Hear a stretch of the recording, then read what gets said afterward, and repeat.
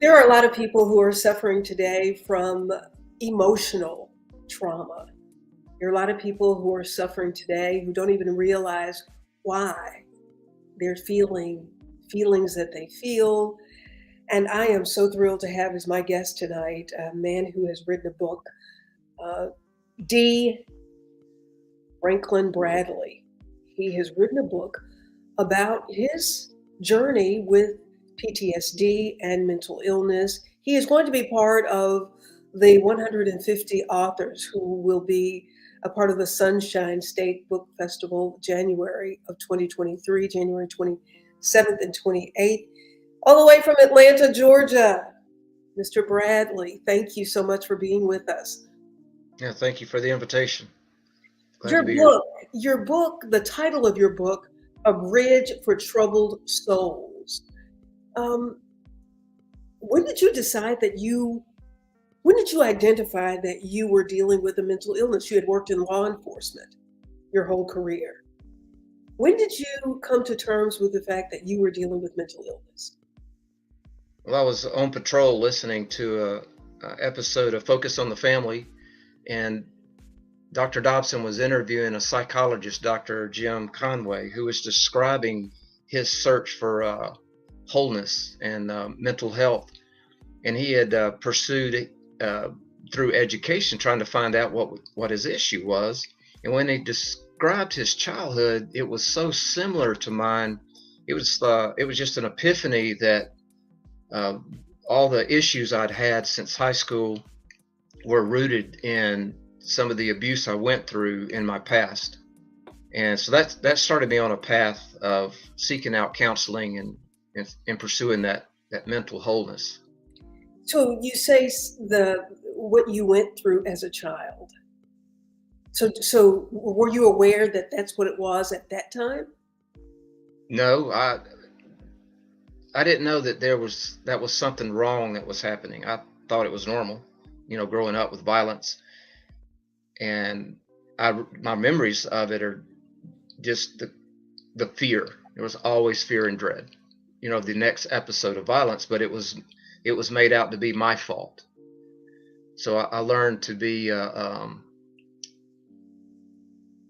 it's the conditional acceptance that's forced on a child like that. Like if you do better, you won't get beaten. And it just sets us up for this unrealistic demand on ourselves that morphs over into a lot of OCD later, trying to avoid problems and always be approved. And that was just an endless vicious cycle there. But at the time, I had no idea that it was wrong. I thought it was me, there's just something wrong with me. So where was the violence coming from? An alcoholic father and then an alcoholic stepfather during the drunken phases. When sober, both men were decent. Were you an only child? Were you the only child that was the recipient of their anger? No, there was three of us from my mother's first marriage, and then I've got three step or half siblings actually from her second marriage. So there were six of us total. So was everybody getting beaten? Actually, my kid brother from the first three of us, he got it worse than I did. It's like in dysfunction, a lot of families will have a scapegoat. And so my kid brother was actually the scapegoat of the three of us, the older three. Got it a lot worse than I did.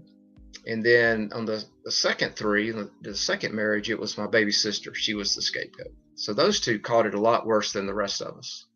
So this happens in your childhood. You feel like it's normal because children get whippings. Right. And you're just getting a whipping, but if you do better, you won't get it anymore. Right. So you move on with your life. And are there other things that happen on the way to you starting this career in law enforcement that Well, you feel contributed? yeah. I mean, what really, the real problem I faced was that performance-based mindset, that if I don't perform perfectly, I'm not going to be accepted. But I also came out of that with a desire to want to be a better father to my children, and then I wanted to help others. And so that drew me to law enforcement, which I got into when I was 32 years old. So there was always that desire to want to help. And the difficult reality of law enforcement is a lot of times we get there after the fact, whether it's an accident or it's, a crime of hate. And you're just left with a mess. You're just trying to sort that out and then go get the perpetrator if you can, put them away for the safety of the victims. So that was a difficult thing to deal with. That we hardly prevented anything that we knew of. Does a patrol car driving down the street prevent crime? Sure, but we don't know about it. The officers don't know. What they know is they get there too late, and there's just a limit to how much they can change things. Mm-hmm. So you're now in this space of seeing trauma. The trauma is not necessarily happening directly to you, but in law enforcement, you're now seeing trauma. How do you manage that? Well, I learned to compartmentalize things a lot, and it almost borders on the dissociative disorder, being able to just disassociate from reality and function, just put that away and go on with the job. And then when that spills over into family life and things are tough with a family or with raising children, there's that tendency to pull back, disassociate from who they are and what they're going through, and just manage, the overall, be a good provider, provide the home, but not engage emotionally. And of course, that caused me to lose a 30-year marriage in the end. Just the emotional distance. And so at what point, so you work in law enforcement for 21 years? Yes. So all of these things are there, but you're functioning. Yes. Yeah, the PTSD I came out with is moderate compared to those military veterans or the victims of sexual assault. And all sexual assaults are violent. And that's a level of PTSD sometimes described as complex. And I'm nowhere near that. It's caused me enough problems, and my heart goes out to those who are struggling with complex PTSD. And so at what point do you start to figure out that something's not right? Well, after that episode with James Dobson, I sought out counseling, and I resisted it in the beginning because of the stigma.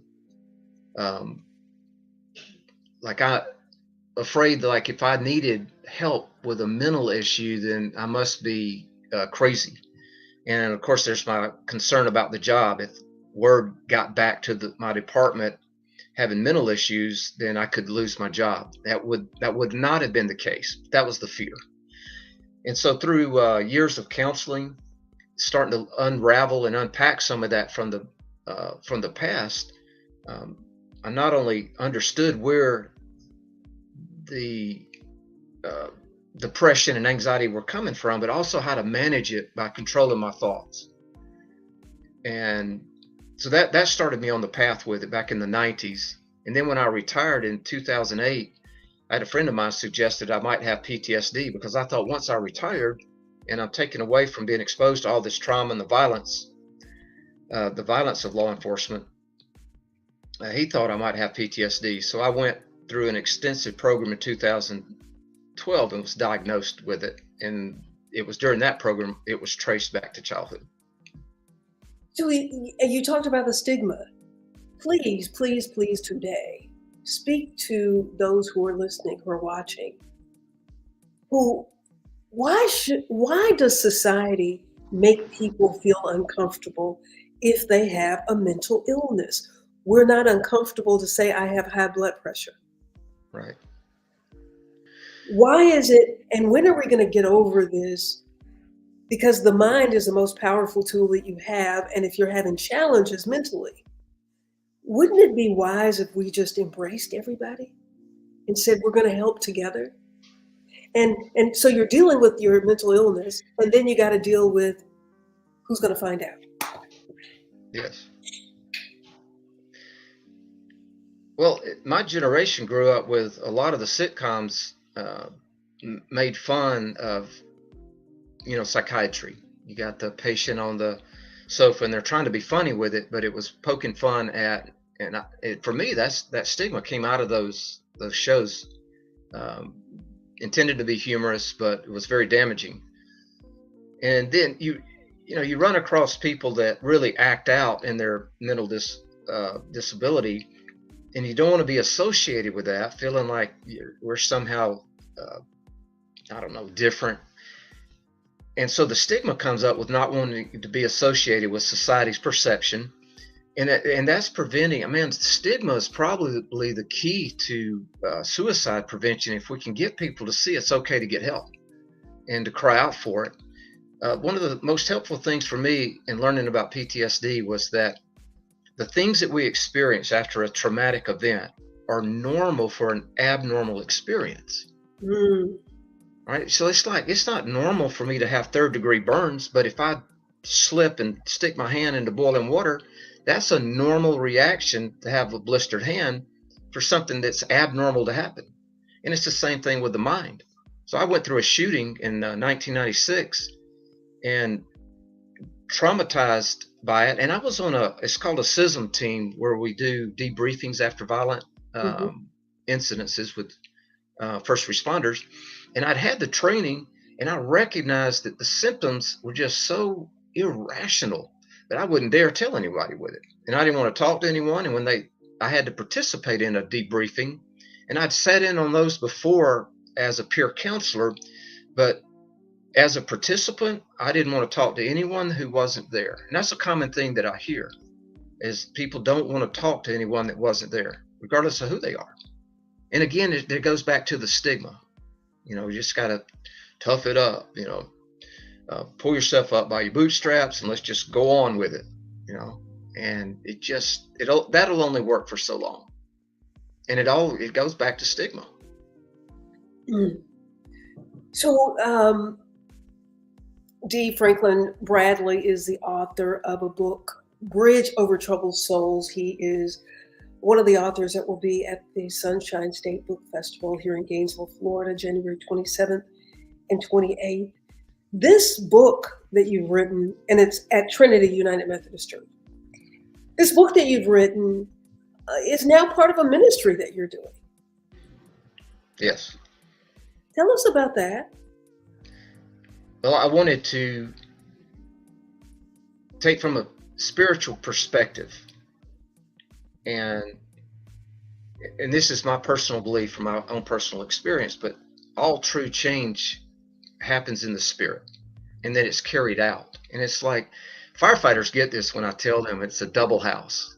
They have a double house. It's got a full complement of equipment and apparatus. But we have the mind, will, and emotions on one side, the physical. And that's where we get jacked up. But on the other, we have the spirit. And so I pulled spiritual principles out of the Bible that helped me to manage the depression and anxiety through the years without even knowing that's what it was doing.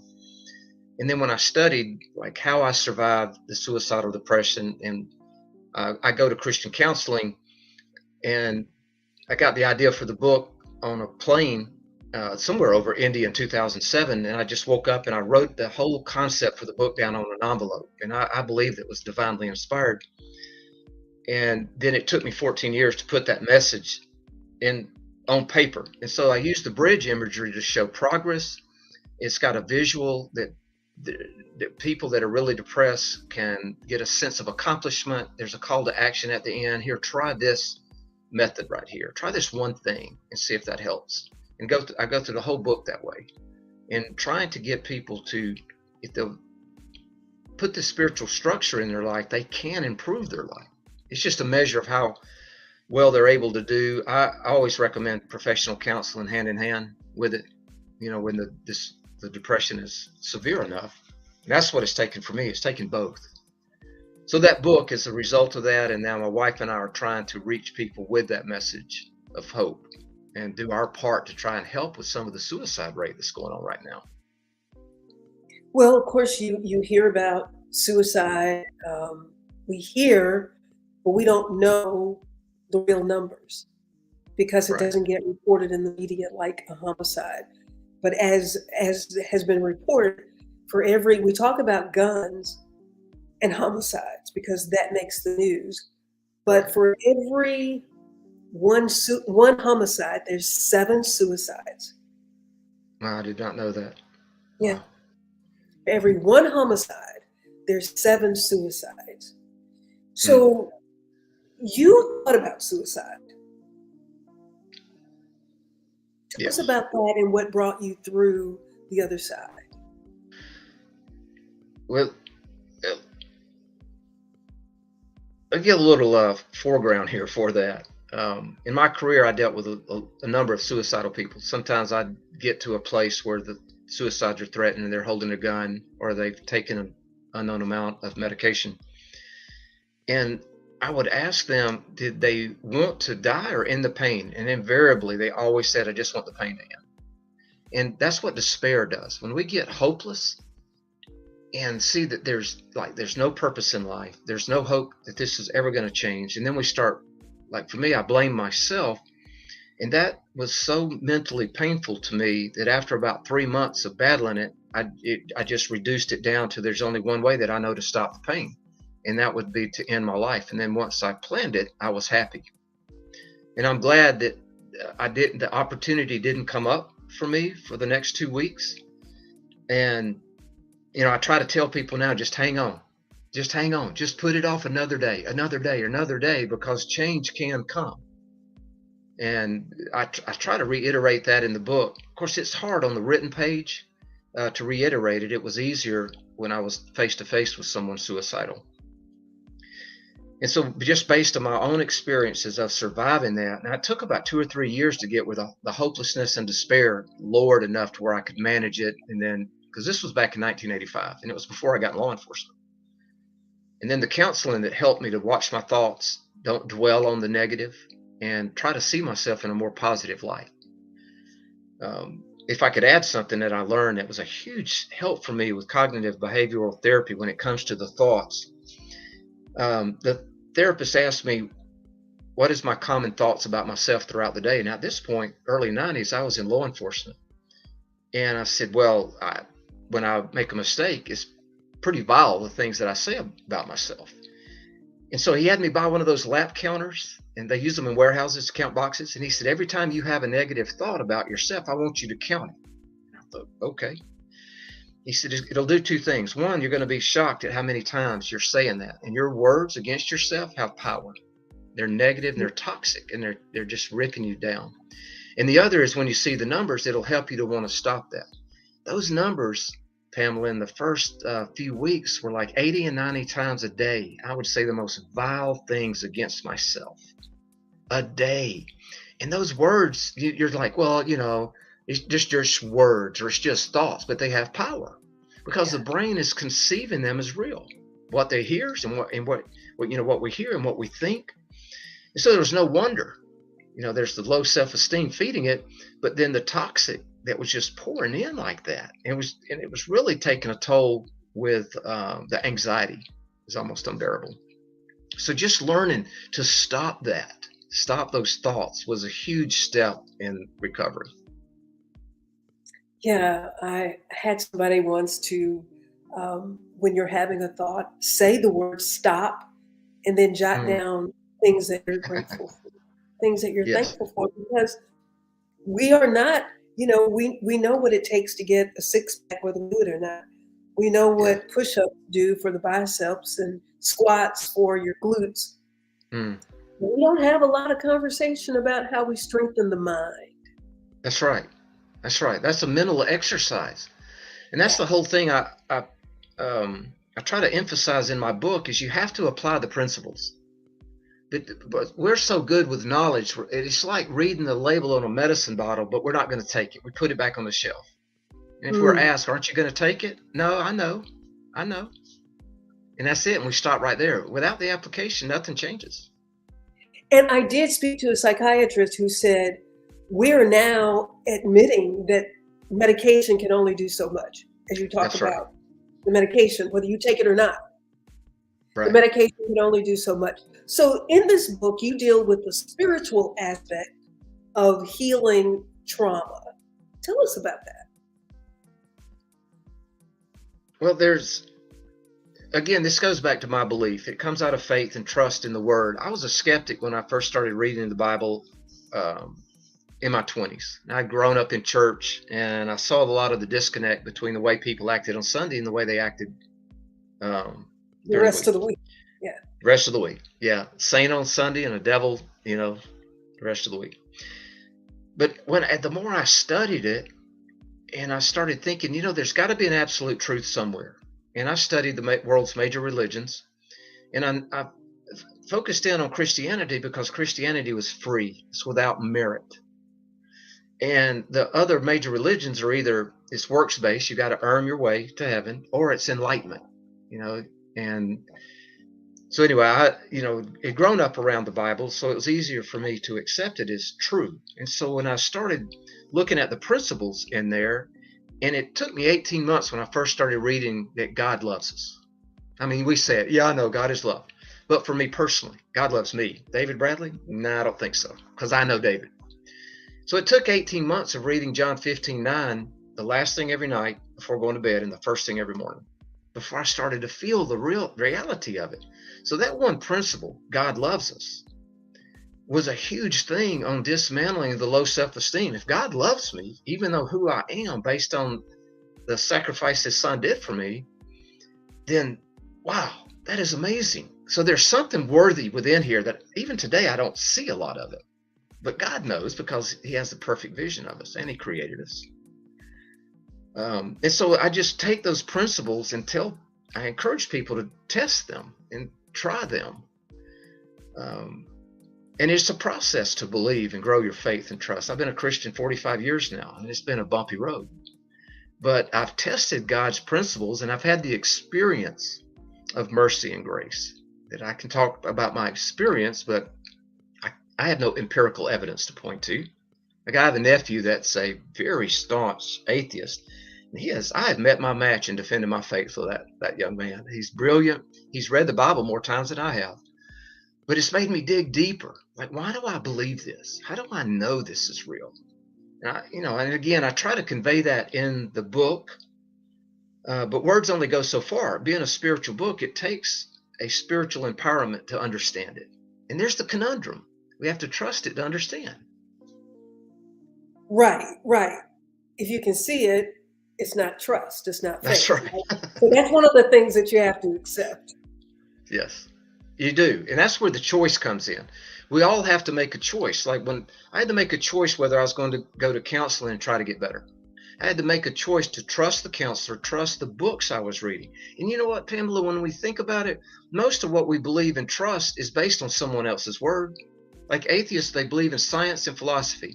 But how many of them have actually tested even the boiling point for water? We take it for granted it's at 220. And that's a variable because the boiling point of water changes with altitude. So, but they've chosen a different source for their belief than for me, and I get that. But I've just chosen to trust that there's got to be an absolute truth somewhere. There's all kind of counterfeit. There's counterfeit gold, money, diamonds, but there's a true somewhere. Mm-hmm. And I believe that God being real, he's going to reveal himself in truth somewhere. And I settled on the Bible as be that revelation of truth.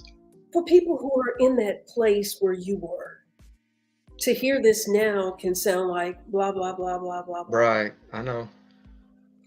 What do you say to them? Well, the tendency is to say, hey, I know just what you feel like, but I don't.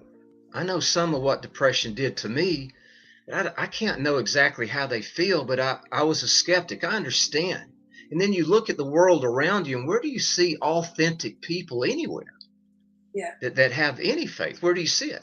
I mean, I try to be that man, but I've failed before. And I tell people, if you want a good idea of what God is like, don't look at David Bradley because I'll let you down. I said, I can point to him. And that's why we need the word. Just get in the word for yourself. And years ago, Dr. Charles Stanley issued a challenge that if you run into a friend that doubts the Bible, have them read the Gospel of John and challenge God with this statement. If it's real, show me. He goes, but you got to be sincere and you got to be open to the truth. He said that book was written to help people believe. And so that's usually what I do is just read that one book and ask God that question. Is it real? And so when you're in this place of depression and having anxiety and having suicidal thoughts, and someone is hearing, go read John, um, what is the key before you get there? How do you grab them? How do you stop somebody who might be planning to pull the trigger tonight? Mm, that's a tough. That's a tough place.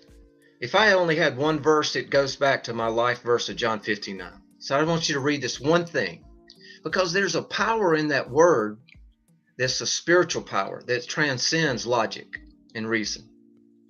And that verse said, this is Jesus teaching his disciples the night he was arrested. And he's pouring his life out because he knows he'll die the following day. And he said, as the Father has loved me, so do I love you. And then in John 17:20, he said, I pray for these, talking about the disciples around him, and for those who will believe in me through their word. That's us who choose to believe. So that verse 15:9 in John applies to each one of us. Then we just got to make that choice to believe it. And like for me, I read it first thing, first night. I encouraged people, write that verse down and keep it with you. Put off taking your life for just a week and read that and ask God for an evidence of his love. I mean, what more can we do? I mean, refer them to a suicide hotline, sure. But as far as to give them a strand of hope, the people on the other end are going to tell them, most of them have been through suicidal depression and survived. And you're trying to impart that hope to them.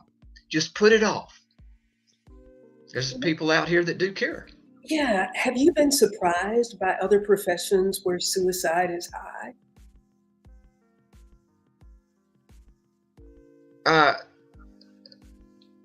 I mean, I've heard, like rumors about other professions that have higher suicide, but I've never studied it. I only studied the age group between 18 and 24. It's thought to be over 72 a day.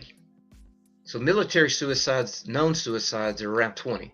And when I read that stat, you're talking about 15-year-olds to 24-year-olds, over 70 a day. But see, that's evidence of the hopelessness that's running through society right now. Right. And you know what, David, with African American children between the ages of 5 and 14, that's the number one cause of death. God. See, that just defies understanding. I'm sure there's a reason for it. I'm not saying there's not. It's just like, it's hard to grasp that. It really is. It's heartbreaking. Well, you talk about your book being your spiritual journey. And all I can say is that we have lost our spirituality, period. Mm. Churches are not teaching spirituality anymore. Right. Churches are teaching prosperity. Yes. But they're not teaching spirituality. And so prosperity is about material things. So when you don't have a base in understanding that there are going to be some challenges in this life. Right.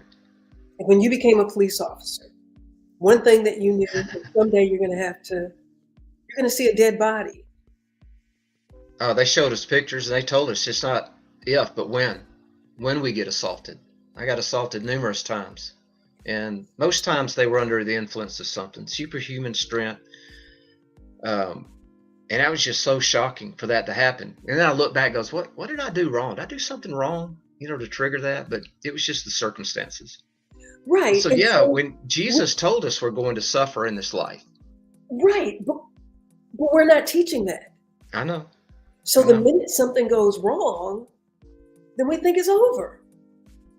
The minute, you lose a girlfriend or a boyfriend, or you don't get the things that you want, or somebody says or does something to you, we have not been built up spiritually to be able to recognize, right, you didn't make me, you didn't even make you. Yeah. So why would I allow what you're saying to help define who I am? So I really, really appreciate you writing this book, and I appreciate this conversation about this, and I pray that people will get it and that they will be helped. But you and your wife, you carry this book around and you give it away to people. Yeah. It was gifted to me, and I'd love to sell some copies and get some money back to publish the next one. I've got to follow up. This book is like getting over things in our past. And the next volume I want to do with an analogy to an old sailing vessel. You know, the bridge, get over, but the sailing vessel is like going through the storm when you can't get over it or you can't get out of it. And so that's the next one in the works. And see, I've got it up for sale, but I mean, it's part of the ministry, you know, giving it away and also try to recoup some of that investment for the next one. Yeah, and the other authors that I've talked to, many of them say that what we do is a labor of love. It is. Yeah. Yeah, I was told don't do it for the money, that if I wanted to make money, I'd do better to go to Las Vegas with the investment. And the odds aren't good there either. Oh, they're not. Yeah. They're not. Well, I look forward to meeting you in January along with the other authors that will be there. I appreciate you sharing your evening with us to tell us about your book, your experiences to speak about depression, anxiety, and addiction, and your mission to encourage others who are going through similar situations and circumstances. The book is A Bridge for Troubled Souls. Thank you again. I really appreciate it, and I pray that you continue to touch lives and save lives with the works that you and your wife are doing. Thank you.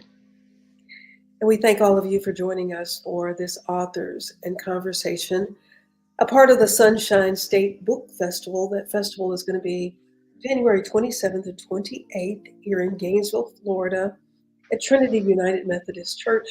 These authors you will get to meet in person and pick up copies of their books. I hope you will be there. I'll be there with my book, The Art of Forgiveness, and look forward to meeting all of you there. Until next time, I'm Pamela Marshall at the Wellness Radio TV and at the Wellness Radio TV podcast. Remember, there is healing at the well. Make it a good moment.